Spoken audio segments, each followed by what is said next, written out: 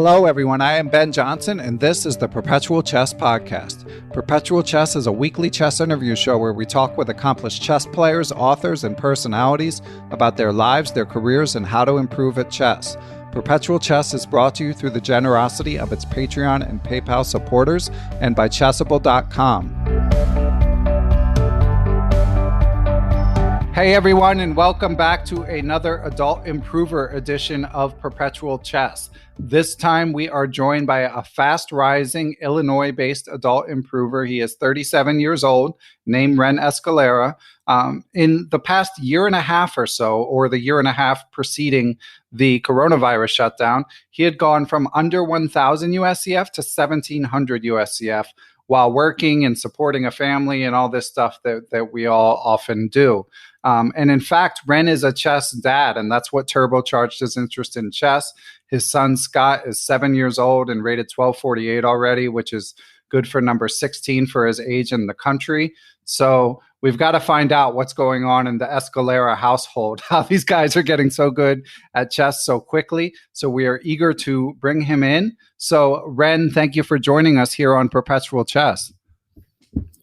First of all, thank you for this wonderful invitation. I'm so glad that I have this opportunity in the Perpetual Chess podcast to share my experience as an adult chess improver and in the same way as a chess parent. I hope my simple insights would somehow help or inspire our listener. So just a disclaimer, I'm no expert in chess, just a player who tries harder and do improvement. And it is my deep hope I can contribute to our listeners. Yeah, well, I think you'll be able to, because whatever you're doing is working. And I know that we have some other chess dads listening. I know that that's a way that a lot of people find their way into chess, and chess moms too, just as often people find their way into whatever their kids become interested in. So Ren, why don't you tell us a little bit about how chess took a hold of your household? As far as I know, chess is in my bloodline. We have chess players from my mother's side and also on my father's side. And in fact, my uncle was once the city champion back in the 70s from our locality in the Philippines. As for me, I started chess when my dad brought home a chessboard when I was around 7 years of age. Me and my elder brother played chess together, and we really enjoyed playing chess. We knew all the basic moves, nothing fancy, but it was all good. Chess is my first love in terms of mind sports. I fell in love with the game. When I reached fifth grade, there was a tryout. So I joined the tryout and was accepted as a club player. It was no big deal and no challenge for me. Until such time, there was a selection to be part of inter-school competition. I wanted to get that slot, but I lost over a fourth grader. And so he got the slot instead. I was discouraged. I was totally devastated and wanted to forget chess. I kept that pain and disappointment to myself. I also did not tell my parents, and I wasn't able to sleep that night during the day of my defeat. In fact, with so much frustration, I took my tennis racket beside my bed and told myself that I'm going to quit chess and shift sport to tennis. From then on, I stopped playing chess and focused with my academic studies. Now, after 2 years, when I reached first year high school, we had an extracurricular activity in school where we are encouraged to participate in any sports event for the intramurals or sporting competition among all sections in each level. Since I'm not that tall to play basketball and had no interest in soccer, volleyball, or softball, the only thing that was left as an option for me was chess. It was my least choice because of my past heartbreak, but I guess I was the only one who can play chess from my classroom section. So there, I ended up to be the representative of my class section. Now, to make the long story short, I started to trust myself again. I did join the tryout again for the varsity team. So during the tryout, I had a record of 9 wins and 1 loss. I was beaten with a very drawish position, which was explained to me right after the game. I never forget about that. it was purely simplification of piece. My opponent had a knight and a pawn, and I had a rook. His pawn was almost in the finishing line.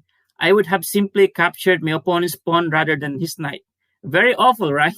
Mhm. The opponent became a close friend of mine, or barkada in a Philippine lingo, since then, up to where we are in college and even up to now.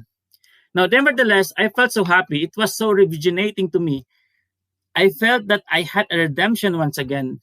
Probably my estimate rating at that time was only 700 USCF equivalent, but I still believe I have this feeling that I am above my chess skills over my teammates. At least I had that kind of confidence. Now, as a varsity, I officiated some tournaments. I went to some inter-school competition and also attended some nationwide tournaments. But I was then performing averagely, nothing really significant.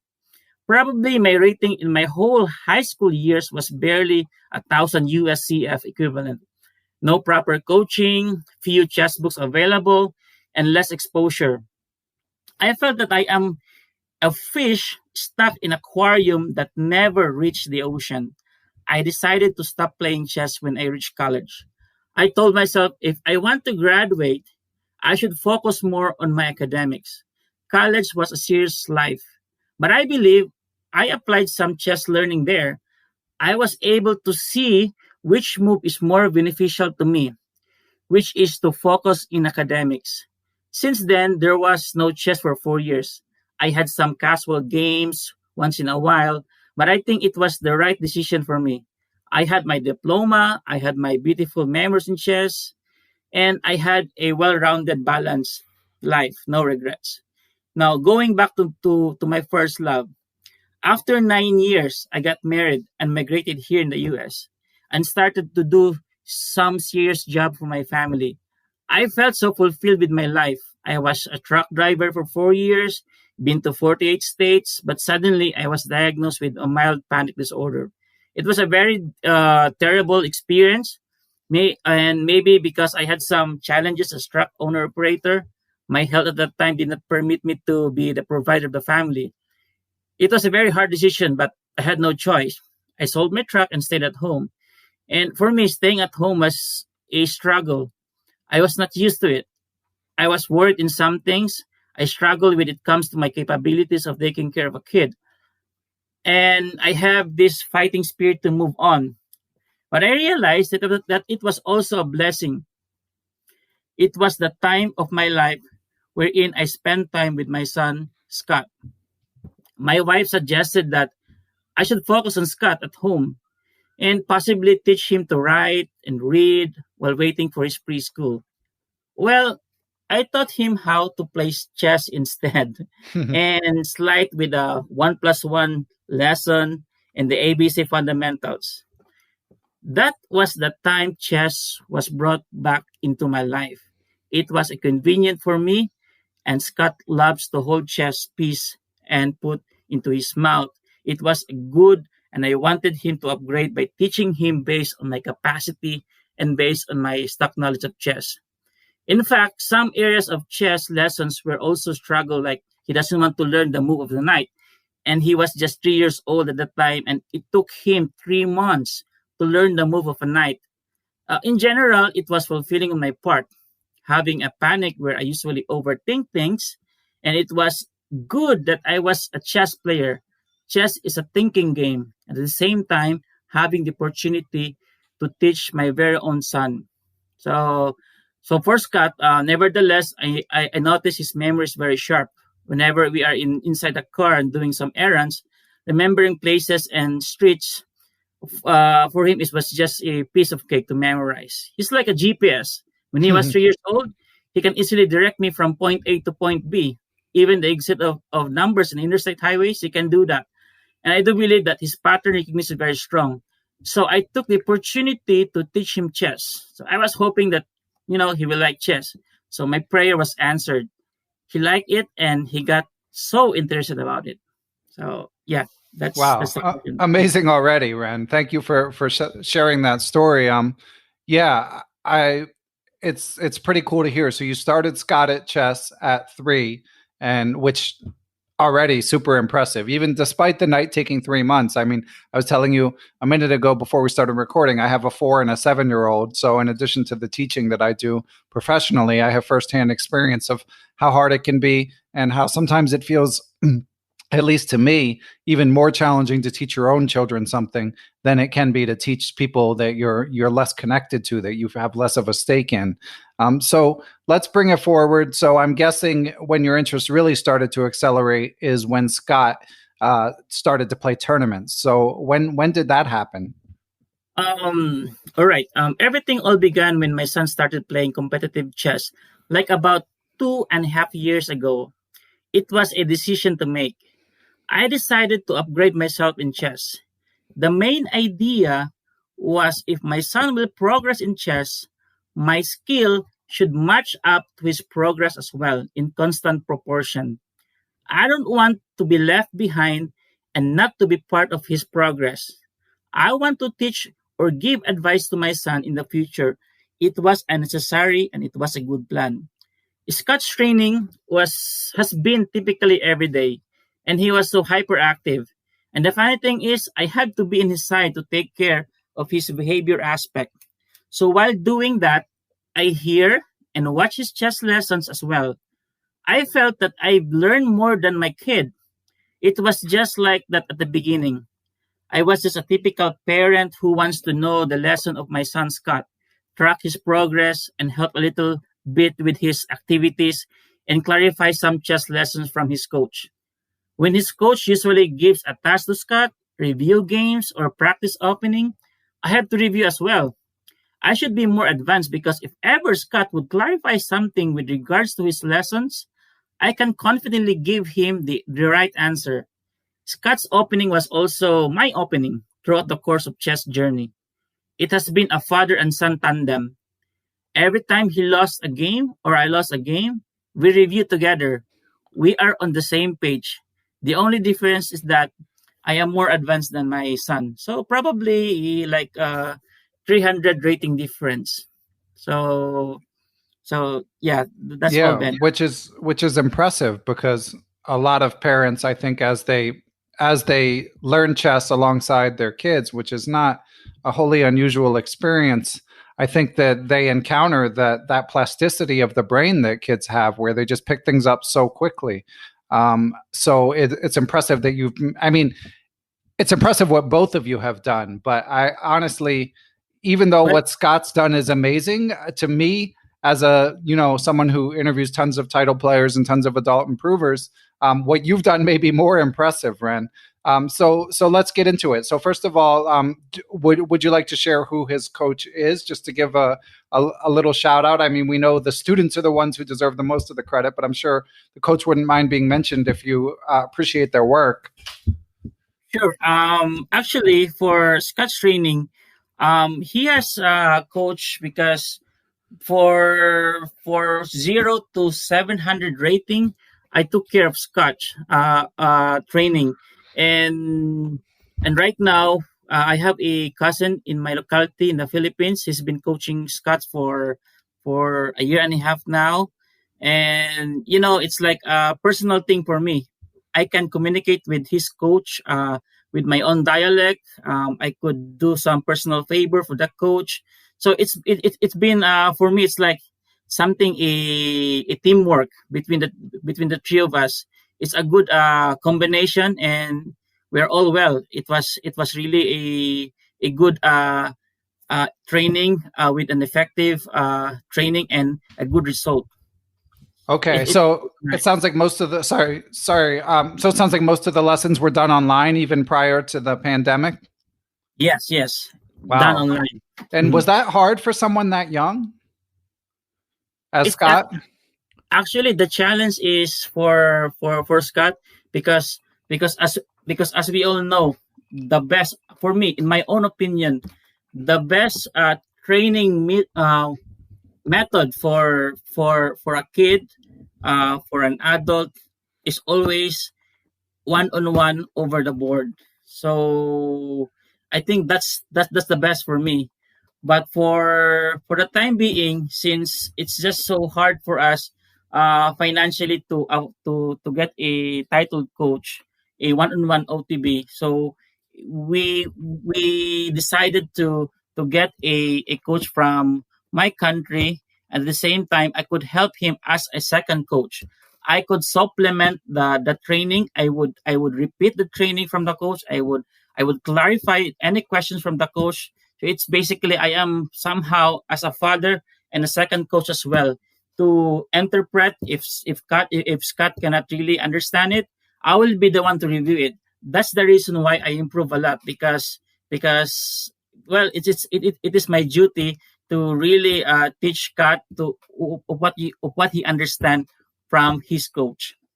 Wow, that's super inspiring, Ren. That's really cool that you have such motivation to provide the best for your son.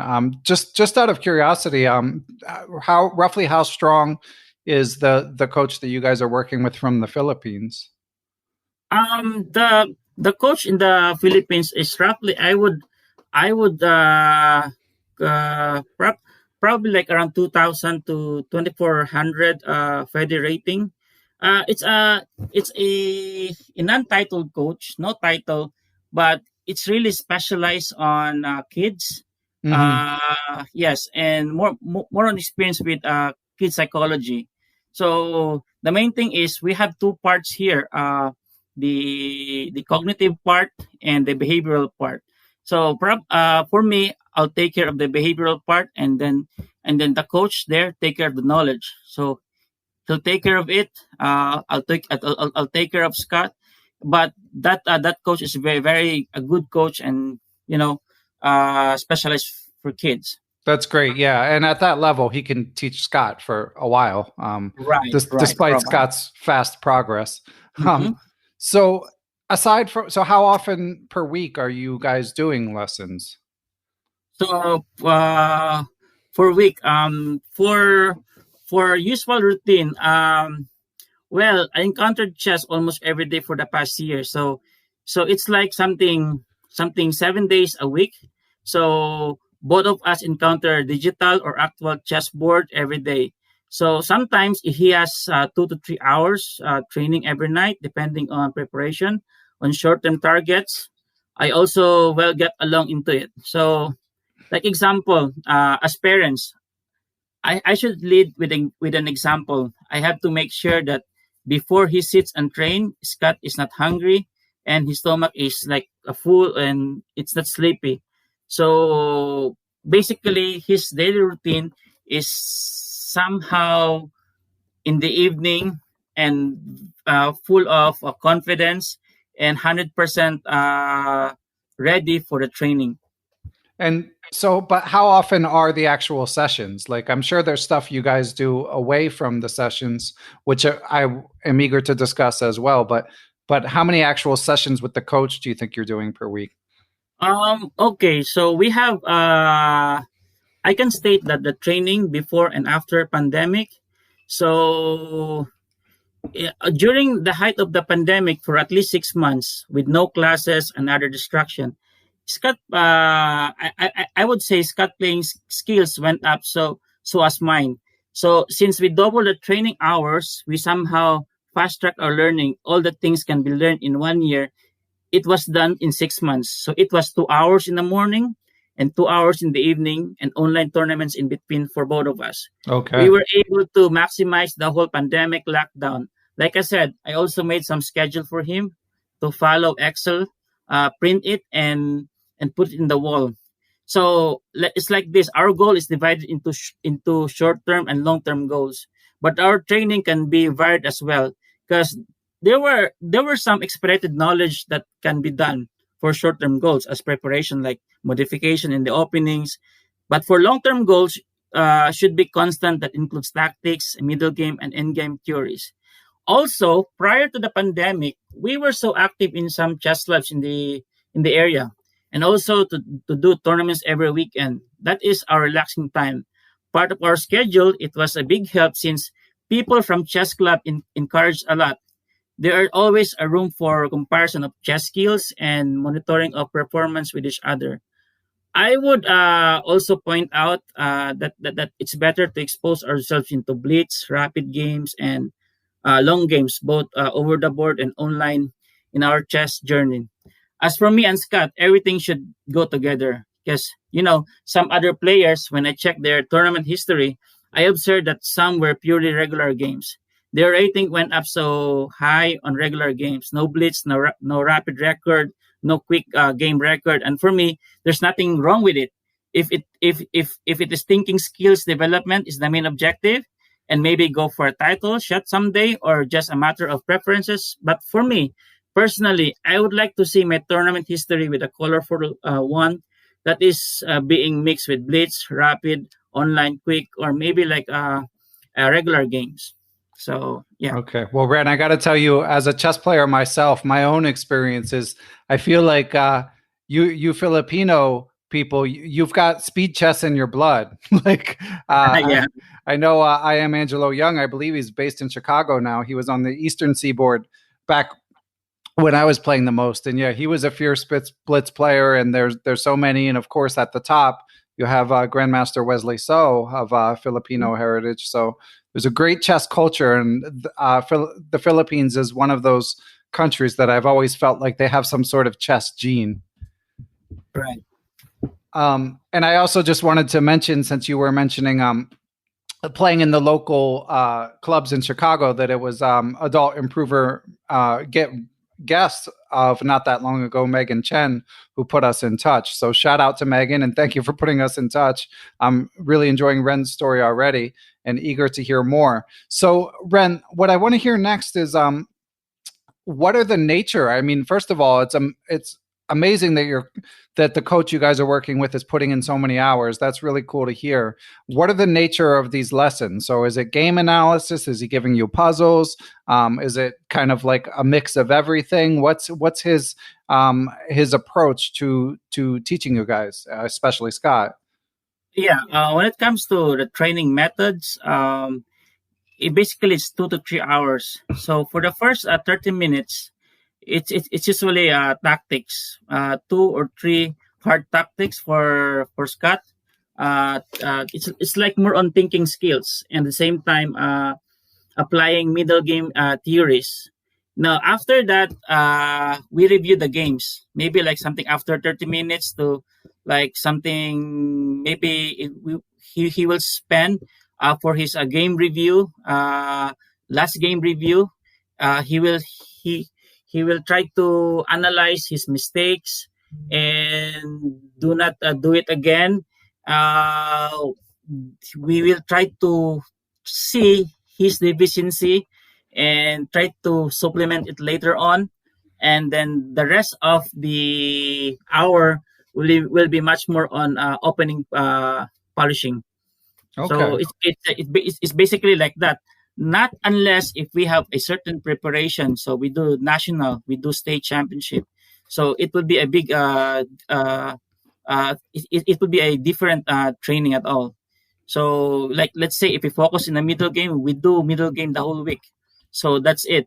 We do polishing with our opening variations. That's it. So but during those regular days, we have that kind of setup.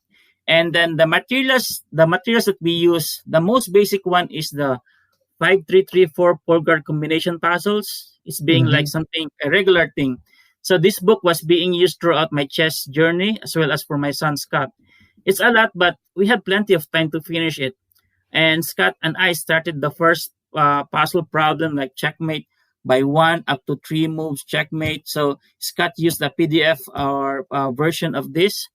And I mean, the Scott used PGN version of this, and I used the book version of in the other hand. So it's a constant exercise. It's part of our journey.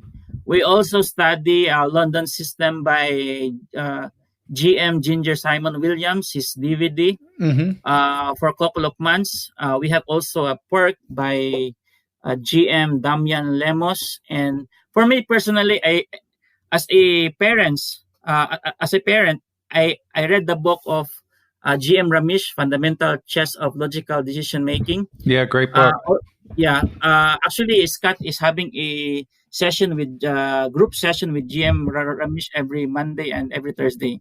So we just enrolled to his class. So also we use Lead Chess as a and chess.com puzzles once in a while. But I would encourage OTB puzzles. We have the time. If we have the time, we set up all the pieces on the board, problem after problem. So we arrange. Although our hands is required, we need to arrange. Much more effective for especially when preparing OTB tournaments. I also use Chess King puzzles in my cell phone app. It has a lot of explanation. It has a nice app to improve strategy as well. It has explanation. Sometimes we need to think what is the best continuation to gain favorable advantage or position, not more on winning or piece or checkmate. It's like not really on tactics, but more on strategy, best continuation. Some exercises on endgame in chess.com was also effective in my chess journey. It has a lot of imbalances in the endgame and very interactive. And when it comes to analyzing my own games, I analyze it first by myself with my own capacity. And later on, I will let outside help, like, Engine or Coach of Scott. So it helps me a lot.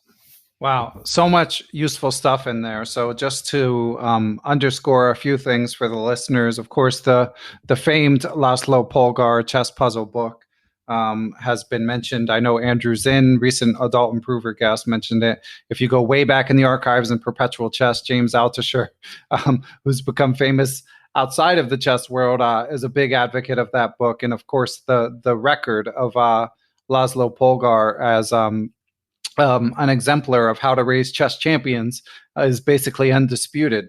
So good insight there. And I was also wondering, Ren, so you mentioned these lessons with RB Ramesh, of course, legendary trainer who's affiliated with, does lessons for 365 Chess Academy and wrote that great book and has been on the show as well. I was just curious because you had mentioned that sometimes finances can be an issue, and we know that chess can be expensive. So how is that just something that like your family is making concessions for? I mean, I'm glad to hear that you're making it happen, but it seems like it could be a big investment. Yeah, we as parents, if possible, we want to have the best coach for our kids, as I mentioned a while ago. So if we set aside this pandemic, as for me, the actual one-on-one coaching is the best method of learning. Not online, not group class, not on DVD, not on books. The best personalized training is always be one-on-one. Group class is an enjoyable training, and such a high-rated players inspire low-rated players, and it creates competition. The DVDs and books can be replayed or reread, but for me, it's one-on-one training is the best, especially for a kid like Scott. Now, this is my challenge. In my case, since I can barely afford to hire a title coach for an OTB one-on-one training, the game plan I did has been compartmentalized. I believe I can teach Scott from 0 to 700 rating. I can teach the basic, I can teach the fundamentals. So in that sense, I save a lot of money from there. When Scott passed 700 ELO rating or USCF rating, I still cannot afford to hire one-on-one coach. Since at that time I don't have work, my wife covers all the bills, all the time, and some extras once in a while. What I did is just to look an online coach for my locality in the Philippines. And luckily, I got a good deal. It's like a fixed monthly rate with a flexible schedule. I can express myself through my native dialect, and for that, Scott had 3 coaches for the past, I would say, 2 years and a half, one at a time. So they were not, so as I mentioned, they were not titled coaches, but the rating were satisfactorily good, around 2,000 to 2,400 Fede Elo. And more than that, they have years of experience in specializing on kids. As what saying goes, we don't need Albert Einstein to learn physics. We just need a plain public school teacher to learn from it. Same as good as for Scott. So in that kind of level, 1,500 below, I think we just need to really keen looking for a coach. Now, at his age and it's at his stage of learning, I guess I can still hire an untitled coach. But right now, since his rating is fast rising and competition is tough, it's time to get a quality coach. So, right as what I mentioned, he's because I emailed Ramesh I think a year and a half ago that we want to have a coach with him, but GM Ramesh replied to me that wait for your son to become 1600 rating, and then right now I think Scott is like is 1500, but it's not yet a published rating, so we still have to wait for like a couple of days. But I emailed Ramesh with this news, and then okay, there's no problem. He can join with my class twice a week. So it was a good news for me. At the same time, I got a job, so I can now supplement and help his training expenses. Chess is also investment. I know some people will say like, it's chess is very expensive, but the return of investment is so low. Well, sometimes it's true, but somehow it's really for the love of the game. It's really the passion of the playing chess. So we do love it, and we're willing to really invest on it. Our time and effort. Yes. I mean, of course, I'm biased as a chess teacher and chess podcast host, but I mean, I would hope that whatever ends up happening with one's chess career, it teaches pursuit of excellence, which I think is the most, that's the life skill that for when chess takes hold of someone, and like your son, and they're one of the top players for their age in their country. I mean, that's like the lesson that knowledge is its own reward is something that some people never learn. So for a 7 or 8 year old kid to learn that is something special. So it really does. It's really touching to hear all the sacrifices your family is making to help him. And just out of curiosity, I mean, because this is something as a parent I often grapple with. Are there ever moments where Scott seems like he's like not fired up to do chess that day, or are there ever moments where he's not as excited? Well, kid is a kid, and sometimes it's basically about balance. So that is our role as a parents, because for me, I should take a look if it's Scott is not interested. He's now he is lazy in this day. He's sick. It's my role as a father, not a coach. So I have to take a look at that. I have to really observe his progress, at the same time his interest too.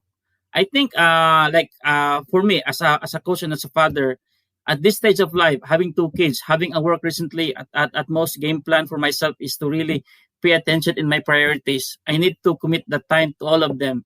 So I had a personalized calendar.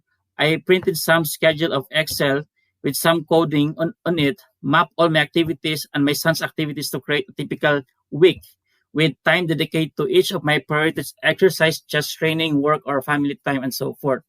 Now, for Scott, if he doesn't want to have like something training of the day, then it's okay, because it's gonna be useless. He cannot absorb training. I'm gonna talk to the coach. He's not learning right now. He's something busy with something else, homework, something like that. Then we'll just let it go. We have another day. So okay. Something like that. That's good to hear. So Ren, I want to bring it back to tactics. We have a listener question related to tactics, but first we're going to take a break and hear from our friends at chessable.com. As always, Perpetual Chess is brought to you in part by chessable.com. Chessable is a chess learning website that utilizes its move trainer technology to help you learn and remember opening lines, tactical patterns, and endgames. One of their newest offerings is winning chess tactics from legendary and beloved Grandmaster Yasser Seirawan. There are special sections on famous tacticians like Adolf Anderssen on through to GM Garry Kasparov, and it features training on all of the basic tactics types like pins, skewers, forks, etc. The Winning Chess series is an amazing resource for club level players and is on sale through October 21st. So go to chessable.com, check it out, and see what else they have to offer. Okay, back to the interview. Okay, so Ren, bringing it back to tactics, we have a question from a Patreon supporter of the podcast named Jeremy Nielsen. And Jeremy asks, he says, "Hi, Ren. The advice I hear given to anyone under 1200 to 1300 is just do more tactics and play more games. When you were in the 1000 to 1200 frame, did you stick to this advice? Or did you do more like digging into openings? Was playing games enough to get over the usual beginner problems of hanging pieces and not seeing opponents' threats? Or what was the next hurdle for you?" In my opinion, the right phrase would be like this: just do more tactics based on your difficulty level and play more games, then review your games. I believe that tactics are required exercise regardless of ratings. A grandmaster level can practice a hard tactics. A starter can do simple tactics. Tactics will always be part of our training regimen, no matter what. But we cannot jump to higher tactical level difficulty if it is not suited to our level because it's not helping us. The good news is, as like example, 1000 to 1200 frame, we can still do the same level of difficulty of tactics with 1200 to 1300. Not much a big difference since most puzzles are categorized as 1800 below or by the number of moves. Now, about doing more games, we cannot jump to higher frame if we don't review our games. Playing more games is not enough. It should be play now and review later. The purpose of reviewing our games, whether win or lose, is to look for our deficiency. How do we review games? We can ask our coaches. We can use some engine assistance in some certain position or some platforms, or we can use some books as reference guide. They say a good chess player is a good researcher. When you reach another level, just do the same thing as long it is effective. If it is not, then find another way. Effective and efficient learning should never stop. Yes, that's all then. Okay, great advice. So let's dig a little bit more into, because you've mentioned twice now how important you feel it is to review your own games. So what's your approach? How much time do you spend on a given game? Are you writing notes? Like, how much are you analyzing in a given position that you felt stuck on? Like, how do you tackle that, Ren? Well, it depends. Like it depends upon the preparation. But normally, for the first 30 minutes, it should be tactics. Tactics will always be part of it, regardless of rating. Now, if we try to review the game, and if it's very hard, it will take some times. It's like saying there are hard games, there are simple games, there are hard games to review, there are simple games to review. It really varies. Like if we have this kind of opening, it's new to us. It will take some times. So there's no really, for me, there's no really fixed time. It depends from case to case, situation to situation, position to position. So, but tactics will always be there. Review the games will always be there. So that's all. So back when you guys were playing tournaments, were you going away for weekends, or were you playing like more game 30? What was your, or both? What was your typical tournament schedule like? Well, in the weekend, Illinois, most tournaments in Illinois is a rapid game, especially for scholastics. It's like 25 minute with a 5-second delay. And in fact, my son has been the highest record. I think last year he got more than 200 games. He has the highest for the fiscal year for a rapid. Around 211 games. I just forget the exact number, but he has the most numbered game played in Illinois. Because he always go to tournament weekend after weekend, and it's nice to us. But that was before pandemic. So right now, as what I mentioned, during the pandemic, 2 hours in the morning, 2 hours in the evening for a training, and in between we have a series of online tournaments. Okay. And so with the games being rapid, how long might you spend going over one game, whether it be Scott's or your own? Like an hour, 2 hours? What do you think? Well, for the spending time for the review, it would be easy. Like for an average of 30 minutes for a game. It's more on a middle game review, because opening is just a rundown for a time, and sometimes if we have deficiency in the end game, like a rook pawn end game, oh, we need to really work hard on that. Oh, Scott, we identify that in your first round you have a problem with your middle game. See, you did not see this file. See, you did not see this diagonal. You tend to forget the active piece. Here's the active piece, and then you didn't identify your sickly piece, your most inactive piece. So we need to work on that. So the next training would be more focused on that. So every deficiency, correct right away. We have like game, review, correct, game, review, and then correct. It's just the same cycle over and over again. But most game, it will cover like around 30 minutes. If it is like easy, it will be like 15. So I think I think that's the average for a rapid game. Okay. And we've got another question from the Patreon mailbag. This one is from Danny Davidson. So Danny writes in and says he's curious what Ren's trajectory looked like over the 1.5-year span where you went from 1,000 to 1,700. He says, a little background on me. I'm 39 years old. I played in scholastic tournaments from the age of 7 to 13. My last rating as a kid was 1,028. So it sounds very similar to you, actually, Ren. And then he says, skip ahead 24 years. I decided to get serious about chess. Over the past 2 years, I would estimate I've spent an average of 15 to 20 hours a week studying or playing, and at least $6,000 to $7,000 on coaching, books, tournaments, subscriptions, etc. All that to say, my peak rating so far has been 1224. So I'm wondering if Ren's climb was struggle, and booms, and things started to click, or was it a gradual and steady increase? I totally understand the struggle. As a chess player, we've shared common disappointments and discouragement. In improving our skills in chess, especially as adults, there are some factors to consider. First is the environment. They say, tell me who your friends are, and I tell you who you are. I improved a lot of chess because I had a strong support from my chess clubs. I got Monday nights, Wednesday nights, Friday nights as well.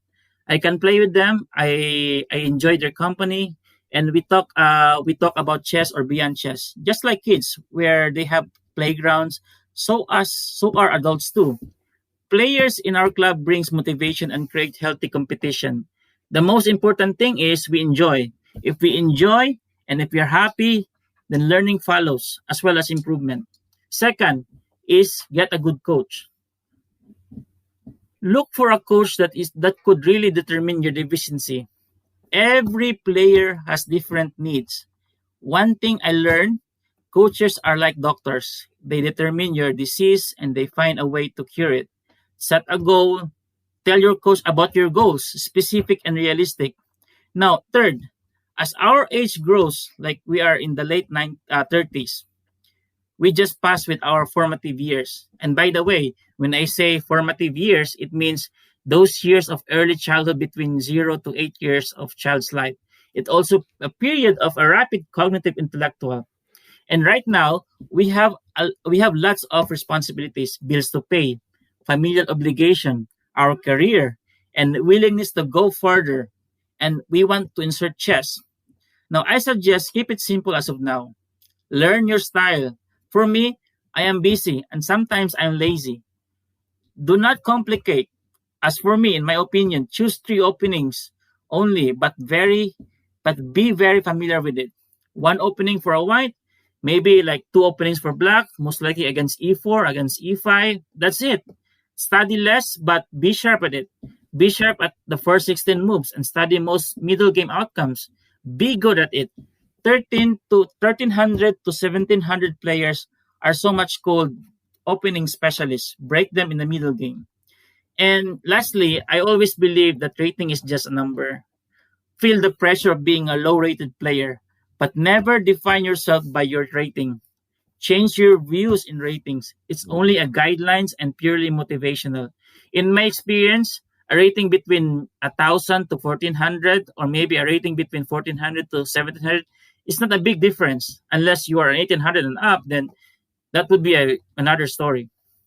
Thank you for that question. Wow, that's great advice, Ren. Yeah, and I kind of would just echo what you say, because I know that Danny's not the only one out there that can feel stuck at times. I mean, I think everyone grapples with that in chess, especially as you're an adult.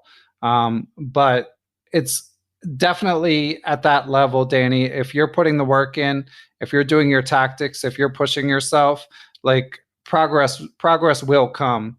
And that's not something that I would say, like, I'm leery of people who kind of espouse,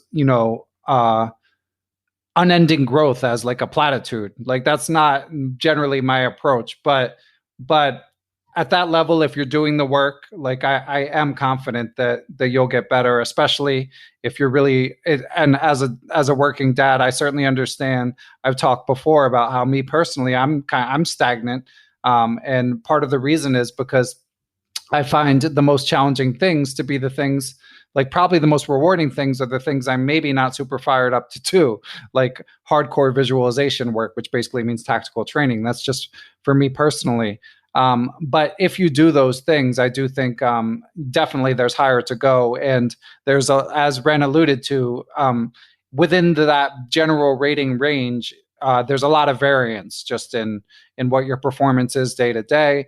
There's a lot of variance in what your performance is based on how much sleep you got, based on what's going on in your life. And, that stuff just like Ren said, it's just a number, and just focus on the process and bounce your ideas off of people to make sure you have a decent study plan, and then just don't worry about it too much. And hopefully you're getting some joy out of it for a lot of the struggles. But it's a great question. So thank you, Danny. So Ren, just a couple more questions if you're good for it. Sure. So you've mentioned that your coach, your son, the coach that you and your son kind of share together, has been immensely helpful. And you mentioned, of course, Simon Williams' DVD and a few other resources. But do you have any other sort of favorite resources that you would recommend for people? I would rather go with generic, because when I say opening, we have a lot of specific openings with a specific grandmaster to teach the opening. But for us, what are those generic materials? Middle game. When we can have a lot of middle game. With the end game, we have a lot of beautiful end game books. The way that I see, there's a lot of end games, rooks and pawns. I think the most important thing is you know how to study. You know what's your deficiency. Chess.com endgames is very interactive. Lee Chess puzzles is very interactive too. You'll never get bored. You will see your ratings and everything. So, but when it comes to opening, it's really your preferences. It's really really your style. So go with the generic first, and when you discover your style, do the opening. If you are tactical, you find an opening that is very attacking opening, or maybe positional. That would be my advice. Okay. So I won't be more in specific, but go with generic, and then do your specialized later on. Okay. So So it also sounds like maybe you're not so regimented in terms of, like, I always ask people, like, how much time do you, like, say you have 10 hours a week, how much of it do you spend on tactics? How much do you spend it on middle games? But it sounds like you're more sort of just based on what issue you or your son might be facing, and at that moment you might spend more time on it. Is that a fair summary? Yes, yes, yes. I would rather be like more on deficiency based. So if you know your deficiency, try to focus on it. The most important thing is to identify your weak area and then focus on that area. So, like for example, for Scott, he is somehow having a problem with a rook one end game more in particular. So we focus on that. It doesn't mean that we focus 30 minutes on the king pawn end game, but it's somehow I would be rather flexible in things. So focus on your deficiency and then try to improve your deficiency. Focus on weak area and then do the thing. More on be flexible. Mhm. Okay, good stuff. And you alluded to the answer to this earlier, or you touched on it, but we have one more Patreon mailbag question. This one is from Rick Holland. And Rick asks, he says, please let us know more about how your son got into chess, which you kind of covered that. How old was he when you introduced him? What approach did you use to teach him the game and to keep him interested? I have a 4-year-old son who I plan on introducing to chess. Any advice is greatly appreciated. Okay, Scott started this journey when he was 18 months old. It wasn't a formal training. It wasn't a casual thing with no goal. No pressure, no formalities, purely fun, purely basic moves, and purely a toy for him. Take note, a toy, not a game for him. He likes the rooks in particular because it was a flat on the top and he can stack all other pieces like a tall building. Right. It was purely like that for the first 2 years. Now, when he reached 4 years old, I asked him if he wants to proceed a competitive chess. He said yes, so that was a good sign. I asked him again if he wants to excel in chess, and he said, yes, dad. Again, so another good sign. I guess as parents, the basic factor that we should be looking at is the affirmation of our child that he wants a competitive chess than a purely casual play. Now, this is my personal advice to all chess parents out there. First, we have to determine if our kids are really interested because that is the number one requirement. The interest of a kid is like a seed. It needs to be nurtured. How do we nurture the interest of our kids? In chess, start with a simple lesson, an easier task. Explain the stages of training. Explain why he trains. Explain that training is not a better process that's full of fun and enjoyment, but sometimes it is hard and boring as well. As for me, the basic consideration of pursuing chess to our children are not their talents, but rather their interest of the game. Second, as parents, we should also be careful with the trauma threshold of our kids. Be particular to their reaction when they lose a game. As for me, crying is a good sign and can be a bad sign as well. No reaction after losing can be another thing. It all depends, but pay attention to that. Third, we as parents, we should protect our kids from our personal or maybe unrealistic ambition. Most of the time, this ambition of ours is good and a motivational thing, but sometimes it kills the interest of the kid because we tend to force our kids beyond their capabilities. We tend to invest money, time, and effort because we want to. Not kids need to. We want the best. We want our kids to be number one. But it's okay. Nothing wrong with that. It's okay to be competitive, but do it in the right way. More on rewards, not more on punishment. Fourth, choosing a coach is very crucial too. One thing I learned all these 3 years, it's not two to tango thing, but it's a tripod, a teamwork among parents to coach and to players. It's a common goal and collective effort of the three. And as for me, we have this trial and error method. We have this discoveries problem along the way. It's never been constant, especially the response of Scott is fluctuating when it comes to learning absorption. Two aspects to consider is what I mentioned a while ago, cognitive aspect and the behavioral aspect.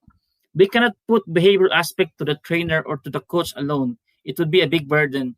When dealing Scott, he's a hyper kid. I will take care of his behavior, specifically his attitude towards the training, how he sit down, how he focus, how he goes to washroom, and oftentimes the rules and procedure of the training, etc. And if I'm not around, I will remind him in advance. And to the knowledge, the coach will take care of that. Always a teamwork. Lastly, throughout the years, I've seen a lot of parents in the tournament who get emotional and out of control when their kids lose the game. Admittedly, I am guilty of that too. It took it very immaturely. I took it very immaturely. But later on, I realized that everyone has its limit, and that I know my limitation now. I myself is a chess player. I was once a scholastic chess player, and I know how it feels to lose and to be not qualified. But for me, but for the parents who do not know how to play chess or do not play chess at all, did not experience defeat, should think twice when they get upset of their kids, especially when losing a game.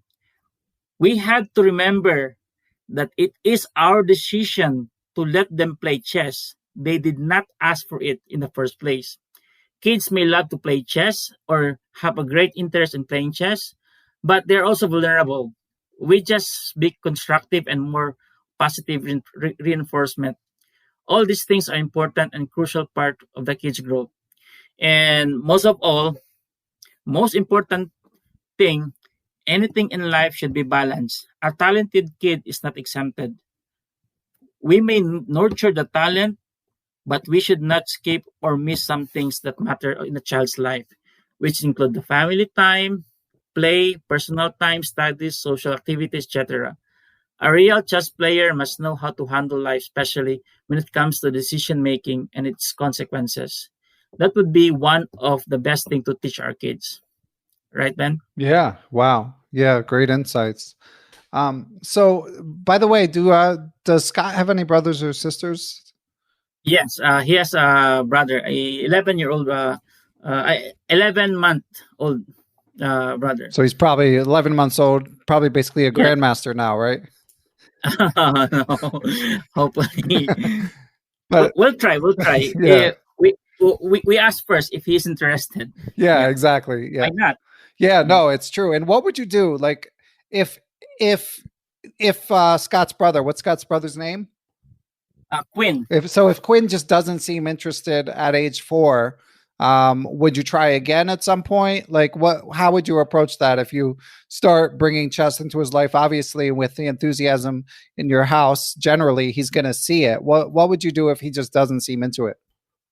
Well, I love to see variety. If Quinn wants to go swimming, I'll support him 100%. We will try to introduce him in chess. We will try to see his response as a kid. Maybe seeing his brother's trophy, like around like more than 100 trophies in front of him. Yeah. Maybe like some other like medal, something like that. Maybe he's inspired. But at the end of the day, he'll decide if he like swimming or he like soccer. We as parents can guide him. So if he doesn't want chess, then well, I love variety too. We will support you in your interest. We are here to guide. We are here for your, number one fan or whatsoever. So we're just here to guide, but we will try to see if you're interested in chess. My passion might not be your passion as well. So I was just so lucky that Scott loves chess. So it was really an answered prayer for me that Scott, my passion, his passion as well. So I'm a lucky guy. I'm a lucky father, Yeah. Well, you're lucky, but you also have good perspective. So if Quinn takes an interest in swimming, you're going to have to become an adult improver swimmer as well. I'll try. Yeah. I mean, it's amazing what you've done in chess. I commend you. And Ren, it's been an awesome story to hear. So I'll definitely be rooting for you. I have a feeling that a lot of listeners will be tracking you guys and rooting for you. So last thing before I let you go, Ren. So do you have any goals, whether for yourself or for Scott, in terms of chess? Like, do you have any current mountains to climb? Well, we are looking forward with the national championship. If there's a national championship this December, that is the short-term goal. We're looking for a world cadet next year, if there's any. And for a long-term goal for Scott, I wish him to reach around like a master level by the age of 10. We will try our best. So it's not a really a promising one, but we will try our best. The only thing is like it's like a moment by moment choices, a moment by moment decision. So we will try our best to reach that goal. So inspiring a lot of people. And for me, my personal goal is to really provide Scott the best training he will have. That's why I'm working right now. We are working so hard, and hopefully I could also inspire other parents. Yeah, that's awesome. So just out of curiosity, Ren, it sounds like you're so inspired to help Scott as much as you can. Like that's a sort of driving force of all the chess progress that you've made. So when the inevitable day comes where you're maybe, it wouldn't surprise me, you've made continued progress. Maybe you're rated 1850, 1900, but now Scott is rated 2100 and you feel like you can't help him as much. Do you think you'll still be motivated to work on your own chess, or will you kind of recede to more of a mentorship role at that point? Well, that will be my greatest achievement. My goal is that Scott can surpass my rating. That will be a very self-fulfillment in my part. That's my dream, that he will surpass me as when it comes to chess player. As when it comes to chess, I mean I'm just here to support. At the end of the day, that is his journey. That is his chess journey. We are here as parents. I mean, we are here temporarily, but we could guide him along the way, because we do understand, Scott, if you work hard in your training and we bring all your games, we travel far, it's not really for us, it's really for you.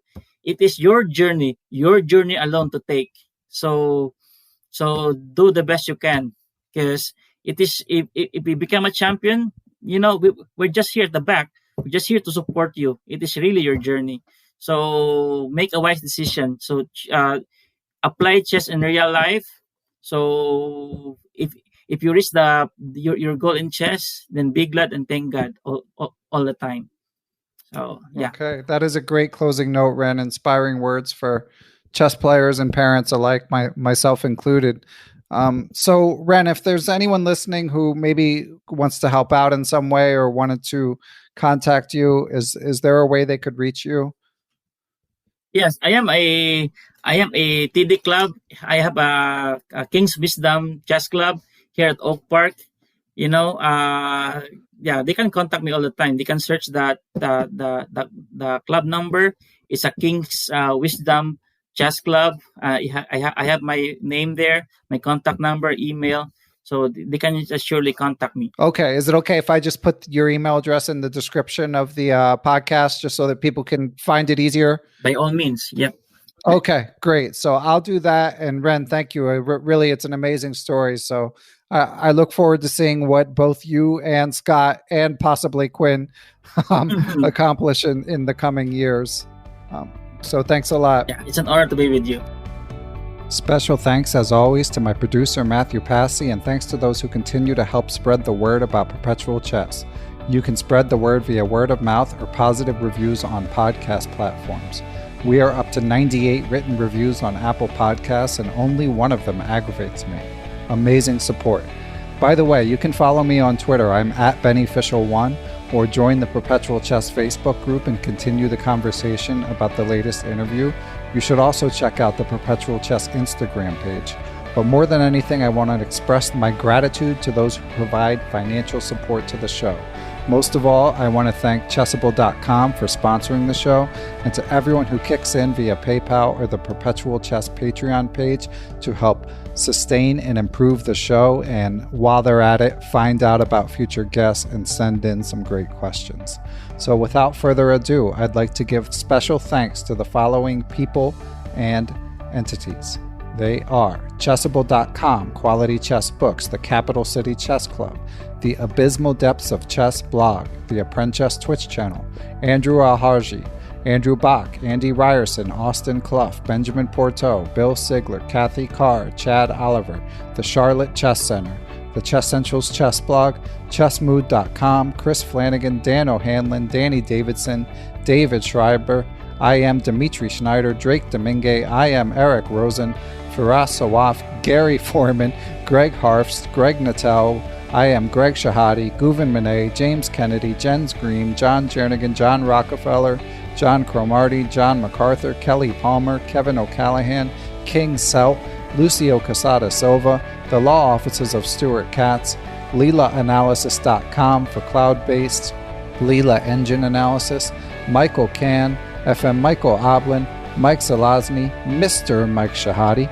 the famous Mr. Dodgy, the Nerd Naze Twitch channel, Peter Sadi, the Play More Chess Academy of the Hamden Chess Club, Reuven Fisher, Robert Coucher, Seattle Chess Club, Shane Unger, Stefan Kelty, Stephen Martinez, Thomas Stenix, Thomas Tachenko, Todd Bryan of StrongChess.com, Todd Kennedy, Wayne Beam, and I would also like to thank Aaron Waffler, Ace Vallega, Adam Ralph of ChessEngland.com, Adrian Gutierrez, Alex Pejas, Andy Ryerson, FM Andre Terakov, Dr. Andrew Perry, Aniti Deer, Barry Hessian, Bill Juniper, Bill Moran, Brad and Andy Rosen, Brett Howard Lynn, Brian Mullis, Bruce Scott, Brian Tillis of Palm Beach Chess, Chad Hilton, Dr. Charles Snodgrass, Chris Wayne Scott, Christopher Baumgartner, Christopher Chabris, Chris Lott, Christopher Wood, I am Christoph Zalecki, aka Chess Explained, Coach J's Chess Academy, Costa Carras, Courtney Fry, Craig Mallon, Daniel Ginsberg, Daniel Naylor, Dave Saylor,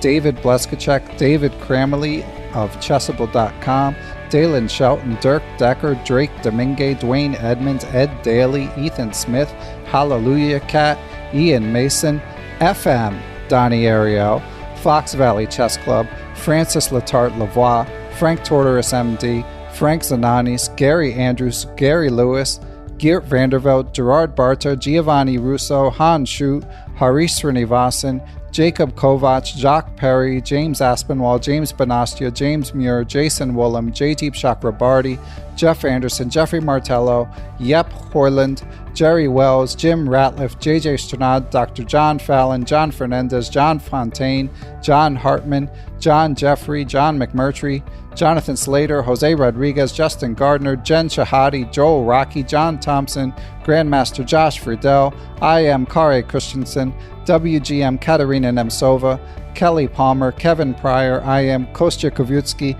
Krishna Gopala Krishnan, Kyle McAvoy, Larry Ryforth, Laura Boyowski, Martin Knudsen, Martin Krug, Matthew Passy, Matthew Tedesco of SeattleChessMeetup.org, the Mechanics Institute Chess Club of San Francisco, Michael Allard, Michael Hudson, Miguel Arispide, Mike Clem, Mitchell Fabian, Nate Solon, Neil Bruce, Negmat, Milad Janov, Olaf Mueller-Michaels, GM Pascal Charbonneau, Passy Passanen, Paul Bain, Paul Clarkson, Paul Swaney, Paulo Santana, Peter Lux, Randy Temple, Ricky Grijalvo, Richard Hollenbach, Robert Turner, Roy Yearwood, Ryan Berg, the Say Chess YouTube channel, Scott Doherty, Scott McKinnon, Sebastian Finsterwater, Shane Unger, Stefan Roller, WGM Tata of Abrahamian, Tim Brennan of TacticsTime.com, Tim Seymour, Timothy Ha, Tom Edsel, Tomas Komanich, Tony Rotella, Tyron Price, Vishnu Srikumar, William H. Brock, William Juniper, William Hogarth, William Peterson, FM Zhao Chang of Chess1000.com, and Zhivko Storyanov. Thanks as always for listening, and I will catch you all next week.